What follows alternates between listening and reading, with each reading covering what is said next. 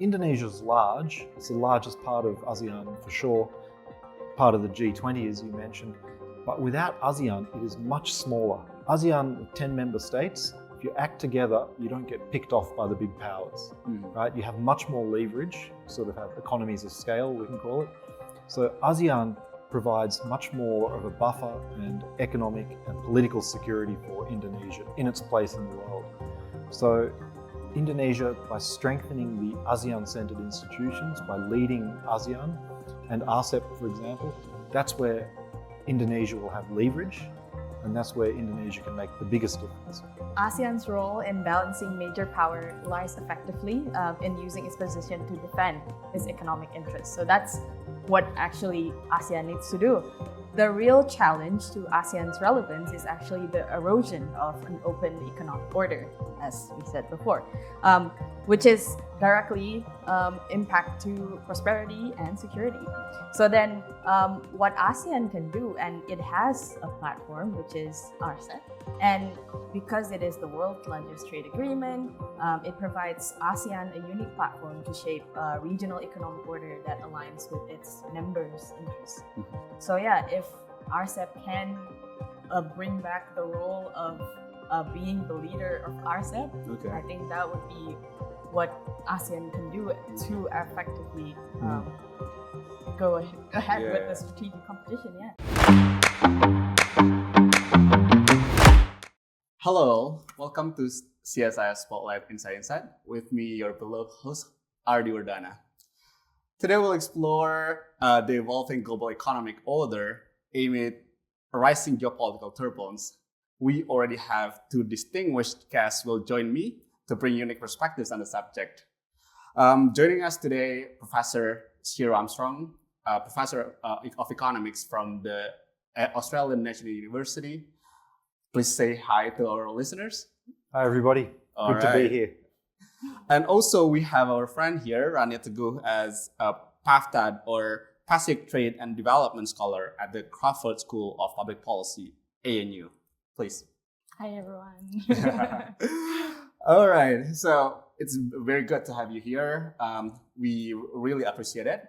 And today we'll unpack the complexities of economic security and the shifting dynamics of multilateralisms, as well as what these developments and trends mean for the Asia-Pacific region, especially for Indonesia.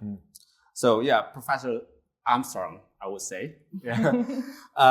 Let's begin by exploring the rising emphasis on economic security.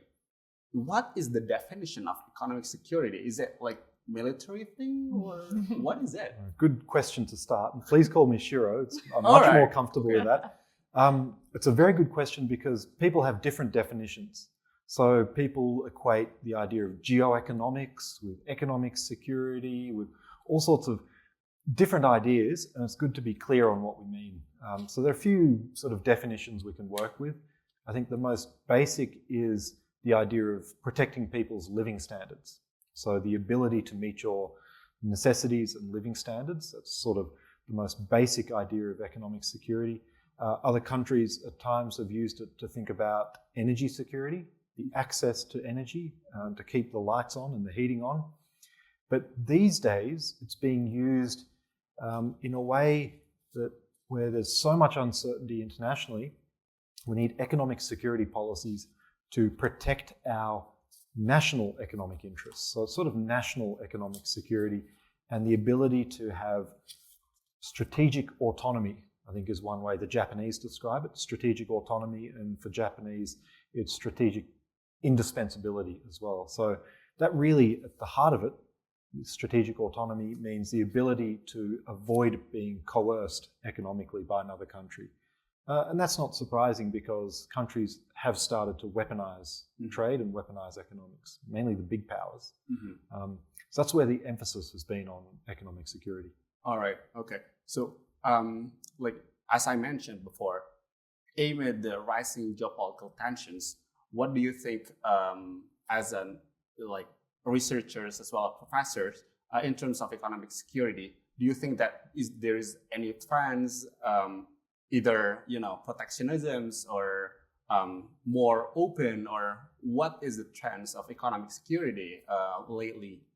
Yeah, so this is a very good question. Again, this whole area of the overlap of economics and security, because of the uncertainty and the entanglement of both, it's been dominated by non-economist thinking, which is fine. Economists have sort of vacated the field, I think, but we've seen countries deploy economic weapons, sort of trade restrictions, foreign investment restrictions, and that's caused actually self-harm for a lot of countries. Unintended consequences, but also self-harm.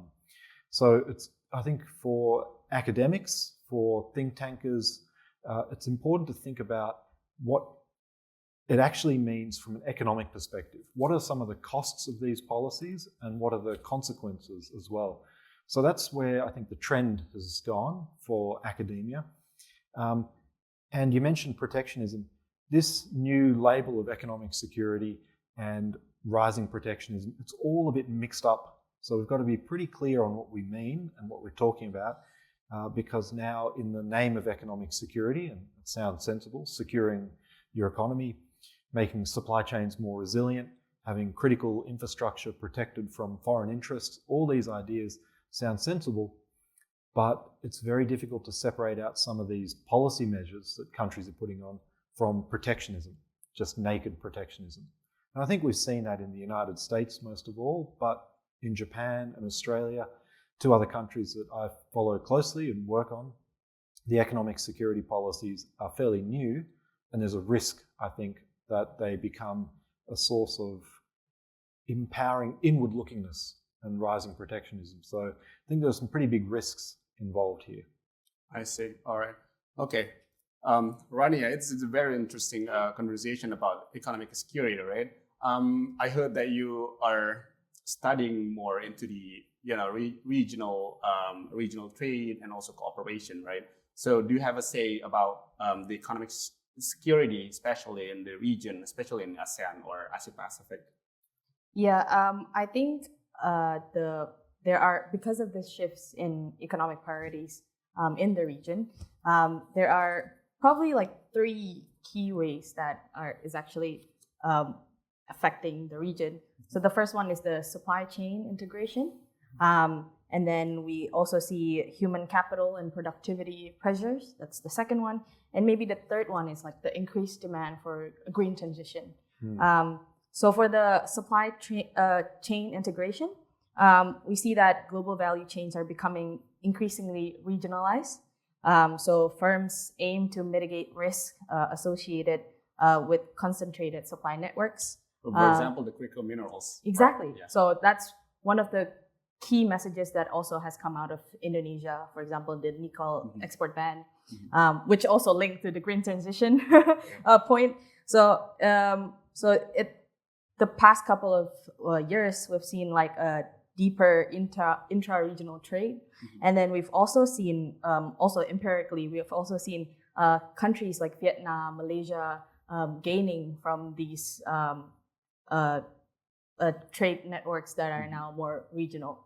So that's one for the regional supply chain. And then for the human capital, countries, especially developing countries, are looking into ways to actually enhance and upskill their labor workforce and trying to find investments or FDIs that actually meet the agenda of becoming, for example, Indonesia becoming advanced economy through higher labor. And then for the green transition, developing economies now are also expected to meet global climate goals, especially for markets like the EU. Right. We have the CBAM, and we have the EUDR, and then the US IRA. Those are all critical points that developing countries have to meet and meet the standards that are now basically shaping not only the region but also globally the economies. That's true. Yeah. And I feel like you mentioned about the how countries put trade as weapon, right? And we also sometimes or often heard from media about the trade war, right? Yeah. What do you think about the U.S. and China trade war, and how countries like Indonesia, especially like developing countries or middle power, for example, like Australia, should put or position themselves in the middle of this trade war? Yeah, well, the first thing to say is it's very disruptive and destructive to the trade war between China and the United States. It started in 2018, but it's now morphed into strategic competition across technology and across almost all spheres. And it's making it very difficult for the rest of the world, for Indonesia, for Australia, for all of us, to pursue openness, to pursue trade and investment, and to resolve disputes peacefully now. So the first thing to say is to not join the trade war. Now, there's a temptation with the United States becoming more protectionist. We've got some pretty big domestic challenges, and the United States has become more inward-looking, and now doesn't like to see China's rise. It sees the relationship with China in zero-sum terms. If China's benefiting, it's a loss to the US. Now, China's reciprocating, retaliating in kind to US measures. It's making it really hard for the rest of us. So there is a temptation to follow some of the American policies on putting tariffs up and joining in this zero-sum competition. But that's a pathway to poverty. It's not just a lack of development. We'll be poorer and less secure. Got it. All right. Okay. Get back a bit about ASEAN. Yes. You mentioned about ASEAN a lot, right? What do you think? How prepared this region in this turmoil between like big power like the US and China?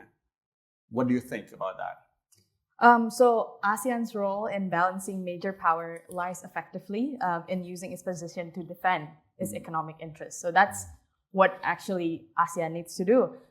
There's calls for ASEAN centrality every year, and we hear that. So ASEAN's commitment to being the center platform for regional diplomacy and cooperation is still growing, and because of the strategic competition now, especially. So the real challenge to ASEAN's relevance is actually the erosion of an open economic order, as we said before, which is directly impact to prosperity and security. So then what ASEAN can do, and it has a platform, which is RCEP. And because it is the world's largest trade agreement, it provides ASEAN a unique platform to shape a regional economic order that aligns with its members' interests. And it aims to drive growth and strengthening, again, the value chains. So yeah, if RCEP can bring back the role of being the leader of RCEP, I think that would be what ASEAN can do to effectively go ahead with the strategic competition.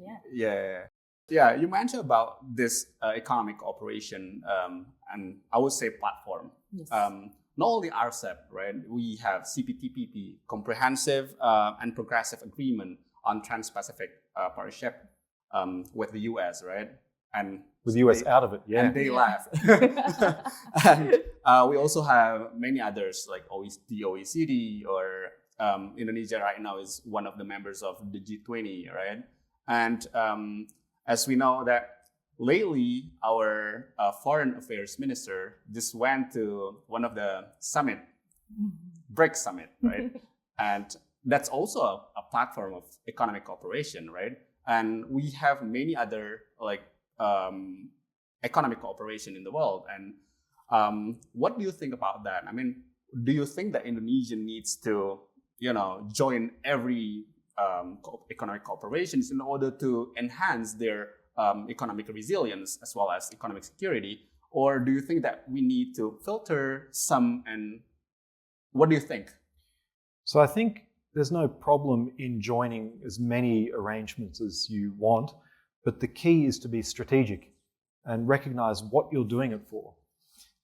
And I think coming back to ASEAN, Indonesia's large. It's the largest part of ASEAN for sure, part of the G20, as you mentioned, and it has Indonesia is a global player, of course, but without ASEAN, it is much smaller than it thinks. I think Indonesia is.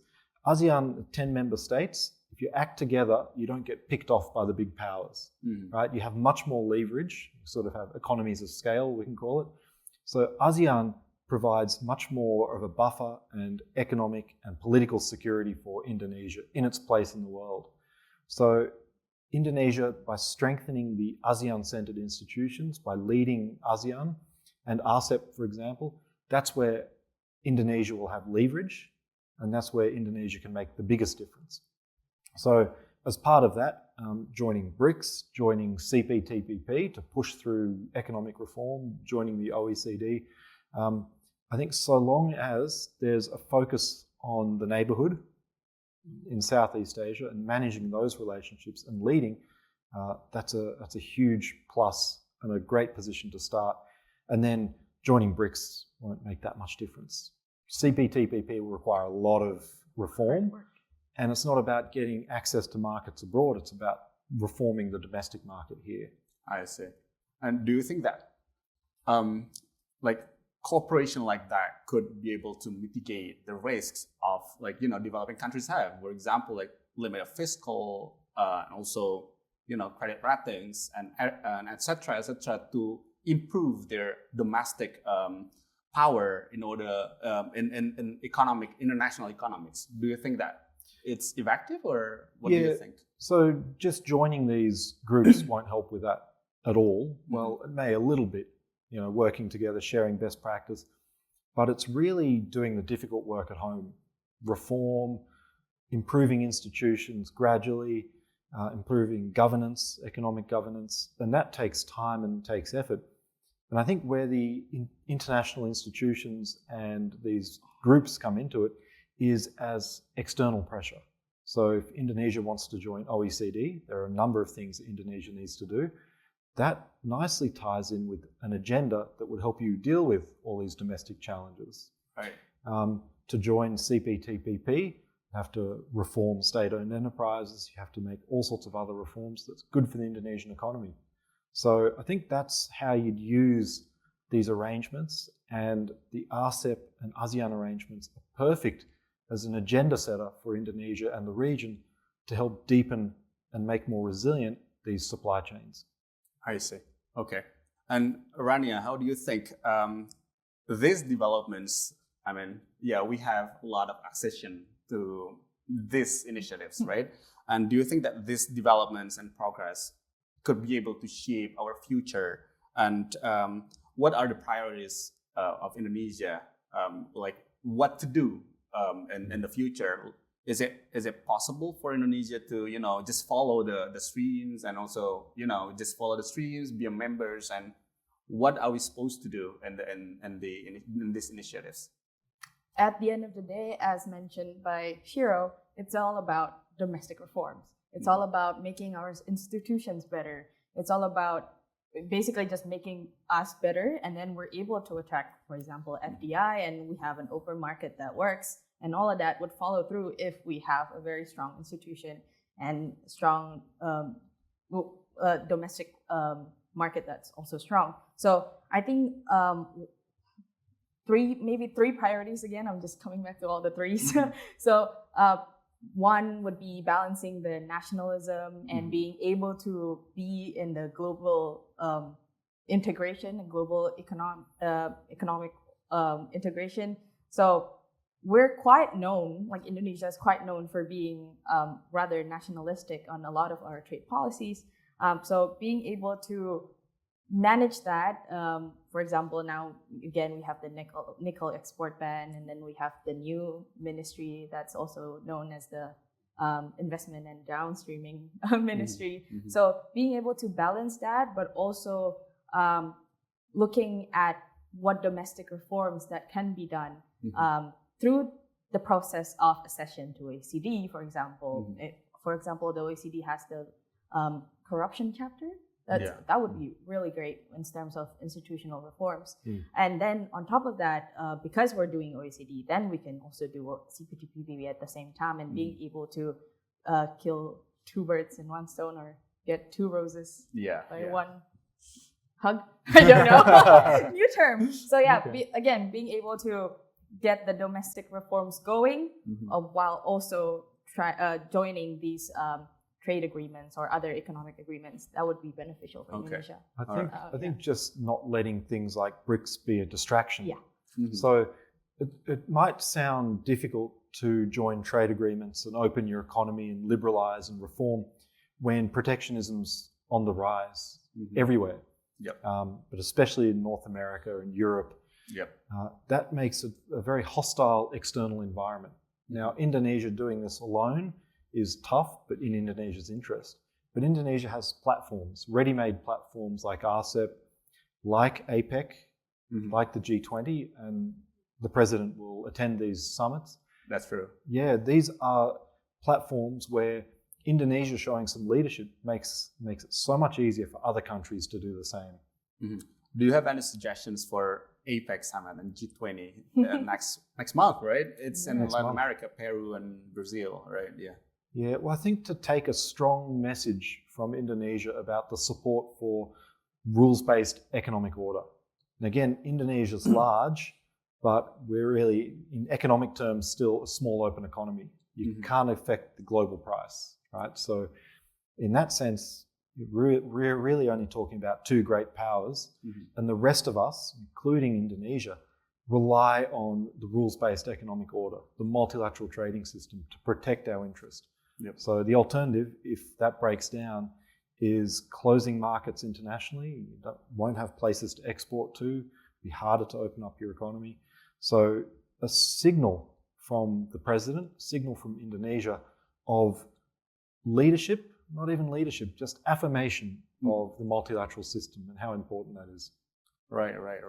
But yeah, I mean, in the perspective of economic security, and also we know that President Prabowo right now wants to have like big growth in Indonesia, right? They mention about 8% of growth annually and everything, and all the concepts of economic tend to be more,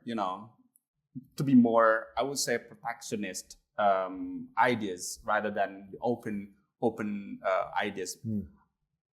Speaking of interests, like national interests, how can we balance like between the national interests and also the open and multilateral cooperation, open trade and everything? Yeah, so that's a challenge that every country is facing, not just Indonesia.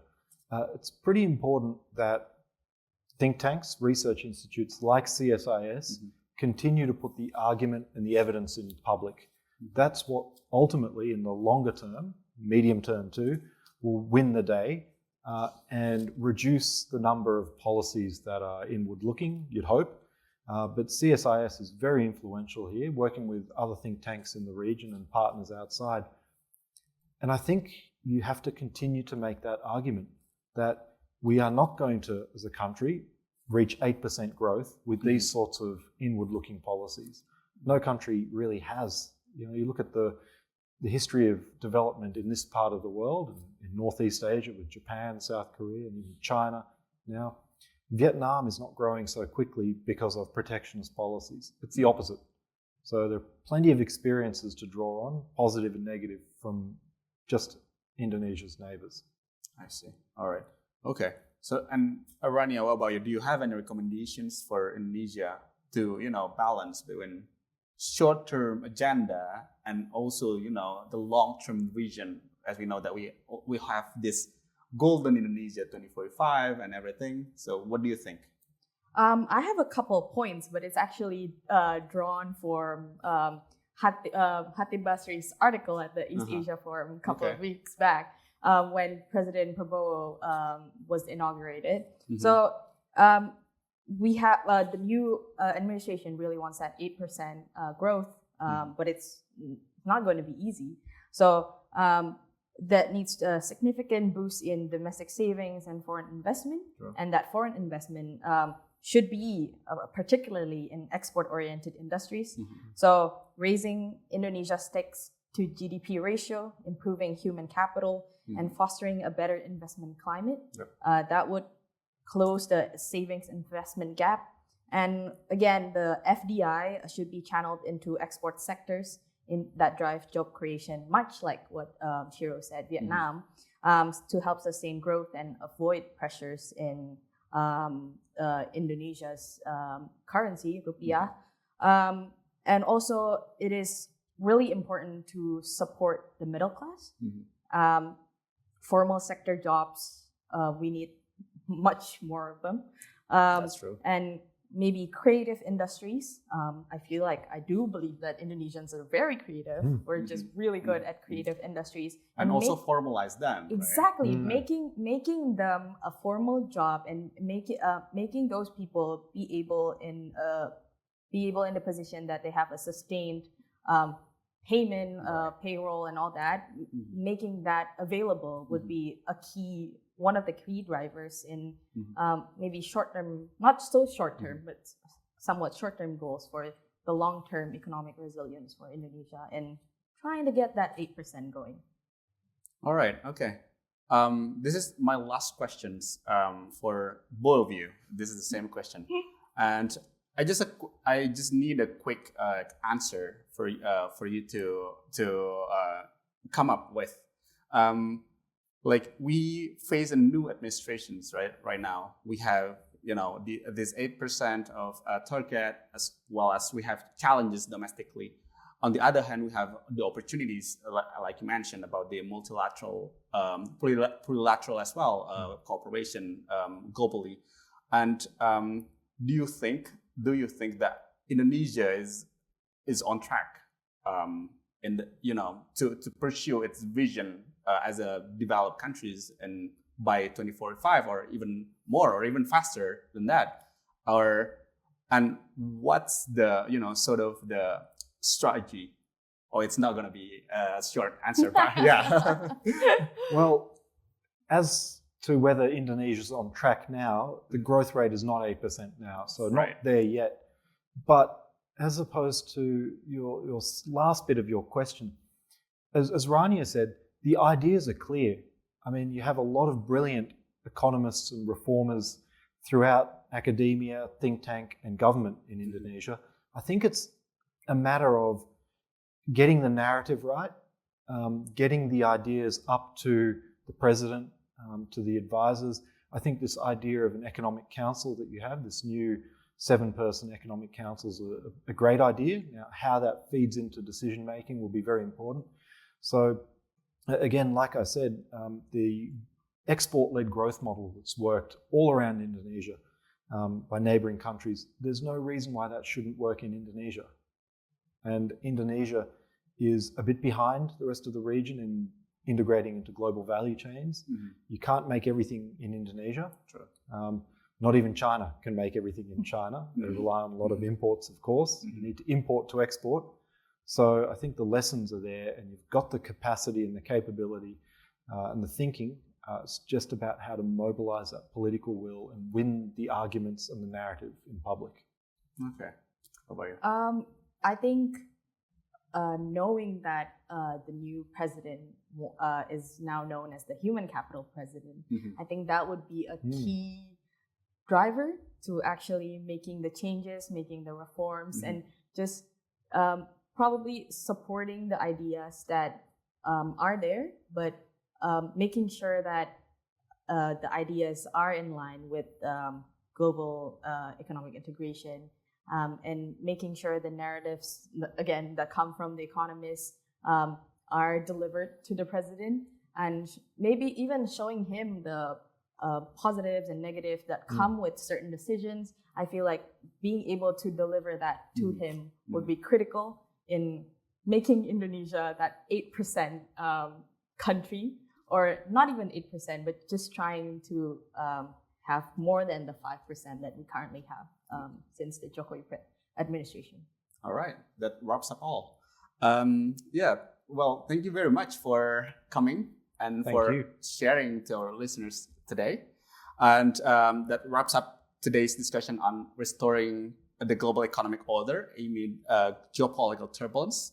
Again, it's an honor to be able to talk to you both, Professor Armstrong and Rania. And I hope that our listeners can be able to take insights from our discussions and conversations. And even though we only have limited time to talk about, I feel like we have a lot of insights to collect here. All right, to all listeners, thank you for tuning in, and don't forget to follow our podcast channels in YouTube, Apple, and also Spotify. And stay tuned for more insightful discussions on CSIS Spotlight Inside Insights if you want to keep updated on strategic issues. And take care until next time. See you.